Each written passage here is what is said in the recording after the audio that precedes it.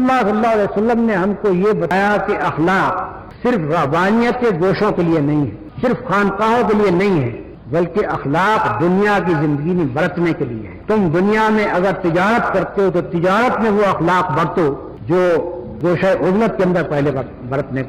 کا خیال ظاہر کیا جاتا۔ تجارت میں ایمانداری کرو۔ آپ نے ہدایت دی کہ تمہارے مال میں اگر عیب ہے تو تم بیان کرو خریدنے والے سے کہ میرے مال میں یہ عیب ہے، اس کو خبردار کر کے بیچو۔ یہ نہیں ہو سکتا کہ تم اس کو اگر خبردار نہ کرو اور بیچ ڈالو اور پھر خدا کے ہاں تم حرام خور نہ قرار پاؤ۔ اسی طرح سے آپ نے مثلا عدالت ہے، جو اخلاق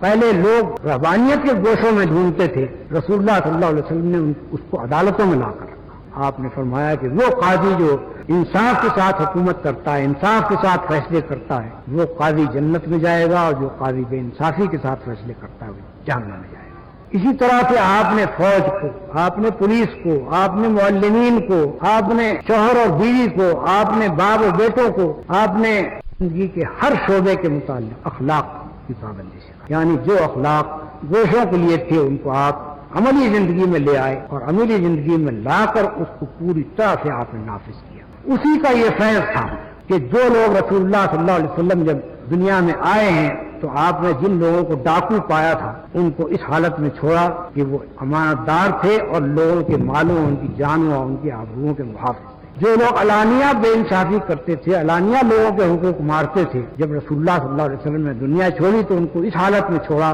کہ وہ لوگوں کے حقوق ادا کرنے والے تھے، لوگوں کے حقوق دلوانے والے تھے، لوگوں کے حقوق کی حفاظت کرنے والے تھے۔ دنیا ان فوجوں سے واقف ہے جو کسی شہر میں اگر فاتحانہ گھستے تھے تو اس شہر میں قتل عام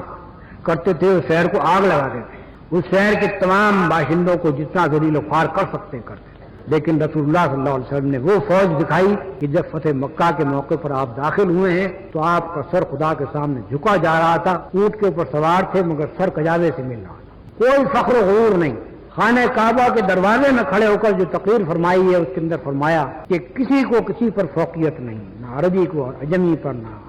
عجمی کو عربی۔ تمہارا جو اللہ تعالیٰ نے تم سے اس جاہلیت کی نخوت جو تمہارے اندر سے آج دور کر دی، تم سب انسان ہو اور انسانوں کے درمیان عزت والا صرف وہ ہے جو تقویٰ کرنے والا۔ جو لوگ کہ رسول اللہ صلی اللہ علیہ وسلم کو 13 برس تک عذاب میں مبتلا کرتے رہے، طرح طرح کی سزائیں دیتے رہے، یہاں تک کہ گھر سے نکال دیا، اور جو لوگ کہ 8 برس تک رسول اللہ صلی اللہ علیہ وسلم سے لڑتے رہے، جب فاتح ہو کر آپ وہاں پہنچے تو آپ نے پوچھا کہ تمہارا کیا خیال ہے کہ میں تمہارے ساتھ کیا سلوک کروں گا؟ انہوں نے کہا کہ آپ کریم ہیں اور آپ ہمارے بھائی ہیں۔ آپ نے فرمایا کہ لا تثریب علیکم، آج تم سے کوئی معاوضہ نہیں، جاؤ تم سب آزاد۔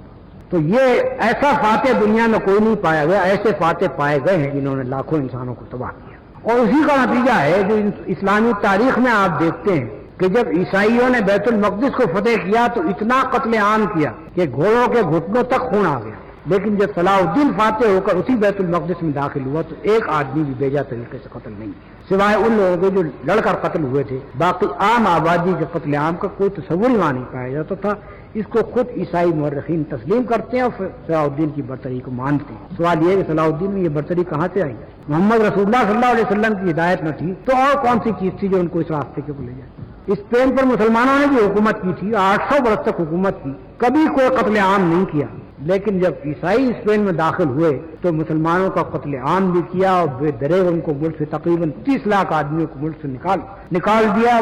باقی لوگوں کو زبردستی عیسائی بنایا گیا اور تمام وہاں کی جو مسجد کلیسا بنا دیا۔ دونوں کا فرق آپ دیکھتے ہیں کس چیز کا نتیجہ ہے؟ مسلمانوں کے سے جو اخلاق ظاہر ہوئے وہ محمد رسول اللہ صلی اللہ علیہ وسلم کی دی ہوئی ہدایت کی بدولت تھے، اور عیسائیوں سے جو اخلاق ظاہر ہوئے وہ اس وجہ سے ظاہر ہوئے کہ ان کے پاس حضرت عیسیٰ علیہ السلام کی تعلیم محفوظ اور صحیح طریقے سے پہنچی نہیں، ان کے پاس اور کوئی ہدایت نہیں تھی سوائے اپنے نفس کی ہدایت کے یا ان پادریوں کی ہدایت کے جو اپنے آپ کو مدعی سمجھتے تھے اس بات کا کہ ہم جو کچھ زمین پر باندھتے ہیں وہ خدا آسمان میں باندھتا ہے۔ تو پادریوں کی بنائی ہوئی شریعت کی پیروی وہ کرتے تھے، خدا کی بنائی ہوئی شریعت کی